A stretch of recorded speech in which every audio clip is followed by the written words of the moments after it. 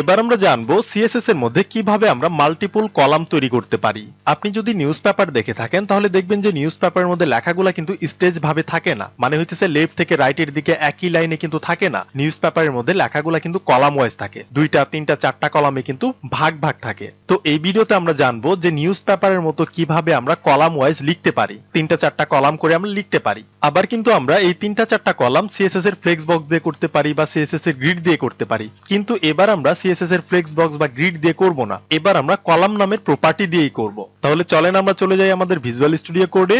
আমি চলে আসলাম আমার এইচটিএমএল ফাইলের মধ্যে। এবার প্রতিবারের মতো আমি এবারও একটা ডিভ বানাইলাম। এই ডিভের মধ্যে আমি লরেম ইপসাম থেকে কিছু টেক্সট নিতে চাইতেছি, সেজন্য আমি কি করব, জাস্ট লিখবো লরেম। এবার আমাকে বলে দিতে হবে আমি কতগুলো টেক্সট চাইতেছি। তো আমি চাইতেছি 400 ওয়ার্ডের কিছু টেক্সট। এবার যদি আমি কিবোর্ডের এন্টার বাটনে ক্লিক করি তাহলে দেখেন আমাকে কিন্তু লরেম ইপসাম 400 ওয়ার্ডের মতো কিছু টেক্সট দিয়ে দিছে। এবার আমি সেভ করলাম, কন্ট্রোল এস মেরে সেভ করতে হয়। এরপর আমি যদি আমার ব্রাউজারে গিয়ে রিলোড করি তাহলে দেখতে পারতেছেন আমার ব্রাউজারে কিন্তু 400 ওয়ার্ডের মতো কিছু টেক্সট চলে আসছে।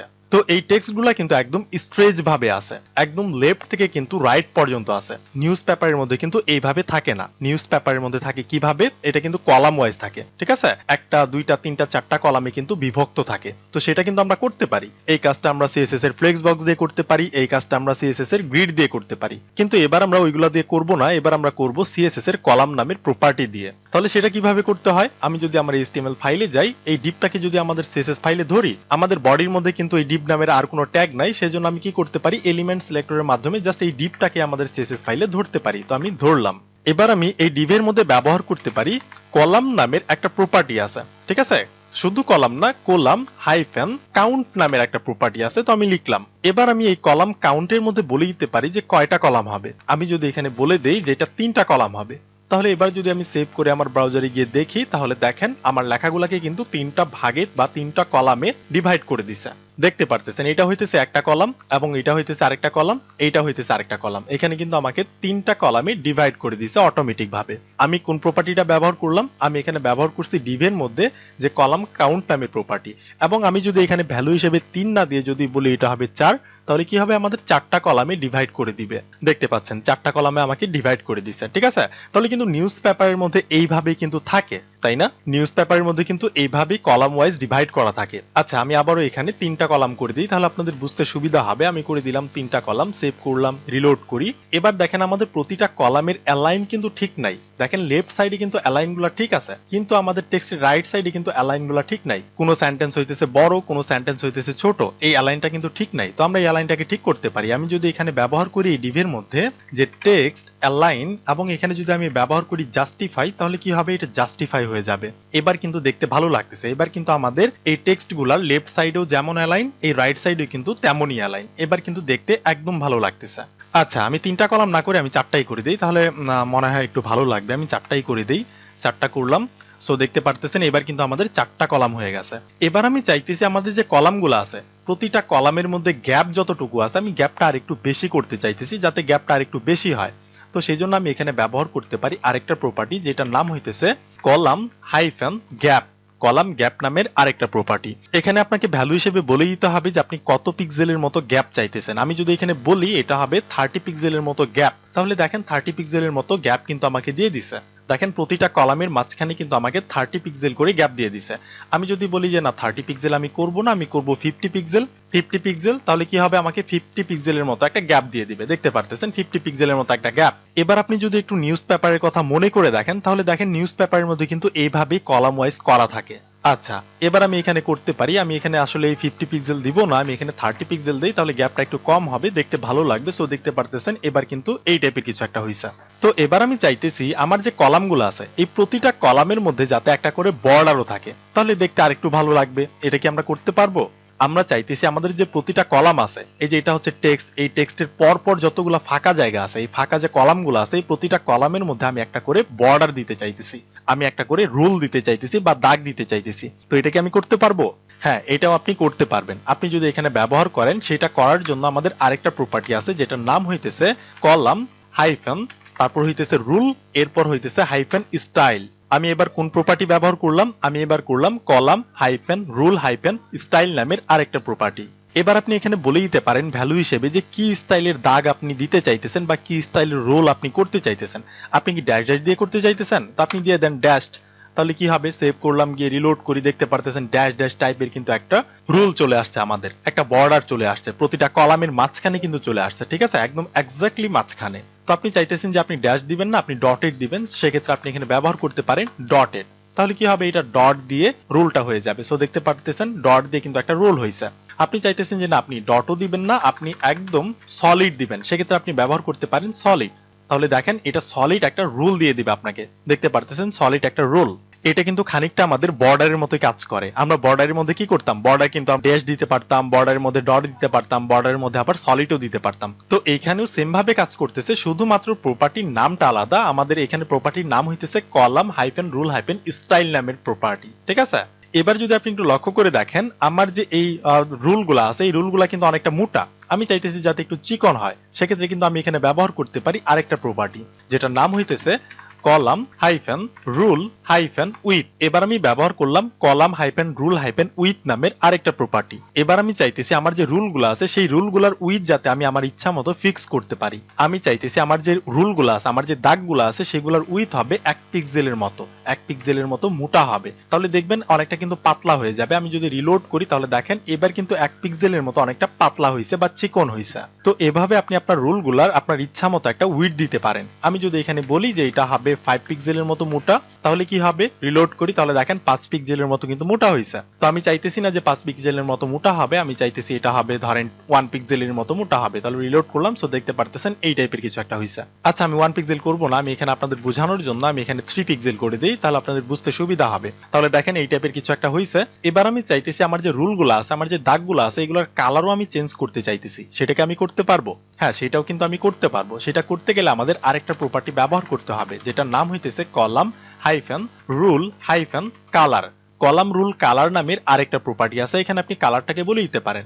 আমি চাইতেছি এটাকে আমি রেড কালার করব, সেক্ষেত্রে আমি লিখে দিলাম রেড। এবার যদি আমি গিয়ে দেখি তাহলে দেখেন এবার কিন্তু আমাদের রুলগুলার কালার হয়েছে রেড কালার। তাহলে আপনি চাইলে প্রতিটা কলামের মধ্যে বর্ডার দিতে পারেন, মানে হইতেছে রুল দিতে পারেন। আবার আপনি চাইলে সেই রুলগুলার উইথটাকে আপনি ফিক্স করে দিতে পারেন আপনার ইচ্ছা মতো, মানে কতটুকু মোটা হবে, কতটুকু চিকন হবে। আবার আপনি চাইলে রুলগুলার কালারও কিন্তু বলে দিতে পারেন যে কোন কালারের হবে।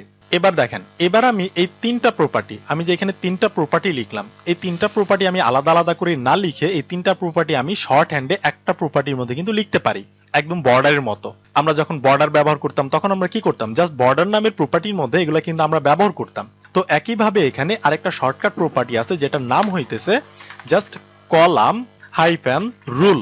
কলাম রুল নামের আরেকটা প্রপার্টি আছে। তো এইখানে আচ্ছা, তার আগে আমি যদি সেভ করি গিয়ে রিলোড করি তাহলে দেখবেন এগুলো চলে গেছে, কারণ হচ্ছে আমরা এখান থেকে ডিলিট করে দিছি। এবার যদি আমি এই কলাম রুলের মধ্যে ব্যবহার করি যে কলামের দাগগুলার উইথ কত হবে, কতটুকু মোটা হবে, এখানে আমি বলে দিতে পারি যে আমাদের কলামের উইথ গুলো হবে 5 পিক্সেলের মতো মোটা। এবং আমাদের কলামের স্টাইল কেমন হবে, আমাদের কলামের স্টাইল হবে ধরেন সলিড স্টাইল হবে। আমি চাইলে এখানে ড্যাশ বা ডট দিতে পারি। এবার আমি চাইতেছি আমার কলামগুলার কালার কি হবে, আমি চাইতেছি আমার কলামগুলার কালার হবে রেড। তাহলে এবার যদি আমি সেভ করি গিয়ে রিলোড করি তাহলে দেখেন এক্স্যাক্টলি কিন্তু কাজ করছে। এটা কিন্তু আমাদের খানিকটা বর্ডারের মতো কাজ করছে। আমরা কি করতাম, আমরা কিন্তু এখানে বর্ডার ব্যবহার করতাম এবং বলে দিতাম কত পিক্সেল মোটা হবে এবং স্টাইল কেমন হবে, তারপর হচ্ছে কালার কি হবে। একইভাবে এইখানেও কিন্তু কলাম রুলটা একইভাবে কাজ করে। ঠিক আছে, তাহলে আমরা জানলাম যে এই তিনটা প্রপার্টিকে কিভাবে আমরা শর্ট হ্যান্ডে লিখতে পারি। তো আপনার যদি কখনো প্রয়োজন হয় এটাকে করতে, তখন আপনি কি করবেন, একটা প্রপার্টির মধ্যে শর্ট হ্যান্ডে লিখে দিবেন। ঠিক আছে, ওকে। আচ্ছা, এটাকে আমি একটু প্রফেশনাল লুক দেই, সেক্ষেত্রে আমি কি করবো, আমি এখানে 1 পিক্সেল করে দিব যাতে একটু প্রফেশনাল টাইপের লাগে, এবং কালারটা আমি রেড করব না, আমি এর কালারটাকে করব হচ্ছে ব্ল্যাক কালার, তাহলে দেখতে একটু ভালো লাগবে। সো দেখতে পারতেছেন এই টাইপের হইছে। তো এবার আমি চাইতেছি আমার যে নিউজ পেপার গুলো আছে এগুলাকে আপনি ধরতে পারেন, এগুলো হইতেছে আপনার নিউজ পেপার। আপনি একটা নিউজ পেপার ক্রিয়েট করছেন, এবার কিন্তু নিউজ পেপারে একটা হেডলাইন দিতে হয়, তাই না, একটা হেডার দিতে হয়। সেক্ষেত্রে আমরা কিন্তু এটার হেডলাইন দিতে পারি। আমি যদি আমার HTML ফাইলে যাই, এখান থেকে এসে যদি আমি এই ডিভের উপরে এখানে একটা H1 নামের হেডিং ট্যাগ ক্রিয়েট করি এবং এখানে লিখে দেই যে লরেম থেকে ধরেন 10 ওয়ার্ডের একটা হেডিং হবে, সো আমি লিখে দিলাম। এবার যদি আমি সেভ করে গিয়ে রিলোড করি তাহলে দেখেন আমার কিন্তু একটা হেডিং চলে আসছে। ঠিক আছে, তো এই হেডিংটা আমরা ব্যবহার করলাম কোথায়, এই হেডিংটা আমরা ব্যবহার করলাম আমাদের এই ডিভের উপরে। আমি চাইতেছি এই হেডিংটা আমি এখানে ব্যবহার করব না, এখান থেকে আমি Ctrl+X মেরে কাট করলাম, এটা আমি এই ডিভের মধ্যেই ব্যবহার করব। আমি জাস্ট ডিভের মধ্যে নিয়ে গিয়ে পেস্ট করে দিলাম।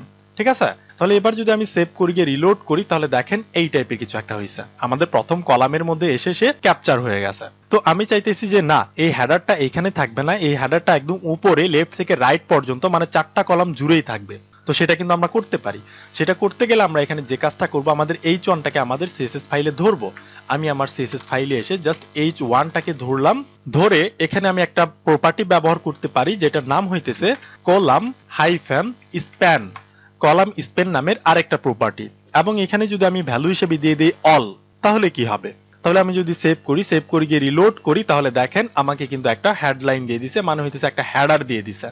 আমাদের নিউজ পেপারের হেডলাইন হইতেছে এই যে এইটা উপরেরটা, ঠিক আছে? তাহলে এইভাবে আপনি এটাকে করতে পারেন। তাহলে আপনি এই হেডারটাকে এত ঝামেলা করে কেন ব্যবহার করবেন? আপনি কিন্তু ইজি ভাবে ব্যবহার করতে পারেন। সেটা হইতেছে কিভাবে, আপনি CSS ফাইল থেকে এটাকে ডিলিট করে দেন, H1টাকে ডিলিট করলাম। এবার আপনি HTML ফাইল থেকে এই যে H1টাকে আপনি সিলেক্ট করেন, কন্ট্রোল এক্স মেরে কাট করেন, এটাকে আপনি ডিভের বাইরে নিয়ে গিয়ে পেস্ট করে দেন, তাহলে হয়ে যাবে কাজ। আপনাকে তো এত কিছু করতে হবে না, এটাও কিন্তু একটা হেডার হয়ে গেল, ঠিক আছে? তো এইভাবে আমরা কাজগুলোকে করতে পারি।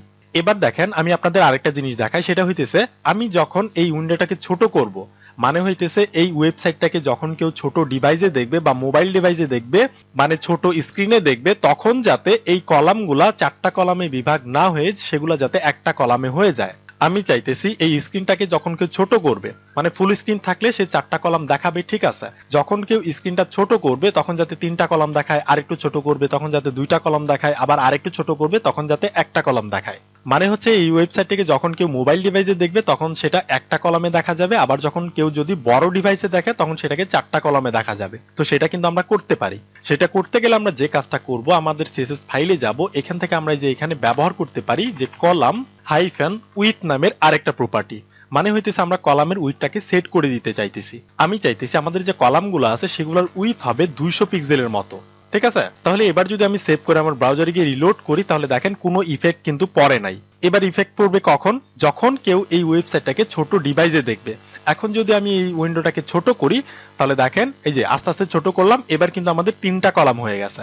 আমি যদি আরো ছোট করি উইন্ডোটাকে, দেখেন এবার কিন্তু আমাদের 2টা কলাম হয়ে গেছে। আমি যদি এই উইন্ডোটাকে আরো ছোট করি তাহলে দেখেন এবার কিন্তু ফাইনালি একটা কলামে পরিণত হয়েছে। তাহলে এই ওয়েবসাইটটাকে যখন কেউ ছোট ডিভাইসে দেখবে তখন সেটাকে এক কলামে দেখা যাবে, আবার যখন কেউ ওয়েবসাইটকে একটু বড় ডিভাইসে দেখবে তখন 2 কলাম, আবার তার থেকে আরেকটু বড় ডিভাইসে দেখলে তখন সেটাকে দেখা যাবে 3 কলাম, আবার যখন কেউ ফুল একটা কম্পিউটারে দেখবে তখন সেটাকে দেখা যাবে 4 কলামের মতো, ঠিক আছে? তো এই কাজটা কিভাবে হইলো? এখানে আমরা ডিভের মধ্যে বলে দিলাম যে তোমার যতগুলা কলাম আছে সবগুলা কলামের উইথ হবে 200 পিক্সেলের মতো, মানে এটা হইতেছে একটা মিনিমাম উইথ, সর্বনিম্ন উইথ হইতেছে 200 পিক্সেল। তো যখন কেউ ছোট করবে, একদম যখন ছোট ডিভাইসে দেখবে তখন সেটাকে এক্স্যাক্টলি 200 পিক্সেলের মতোই দেখাবে। কিন্তু 200 পিক্সেলের থেকে বড় ডিভাইসে যদি কেউ দেখে তাহলে তখন সেটাকে 2 কলাম, 3 কলাম, 4 কলামে দেখাবে। That's it. তাহলে এই কাজগুলোকে আমরা এইভাবে করতে পারি। প্র্যাকটিস করেন, কথা হবে নেক্সট ভিডিওতে।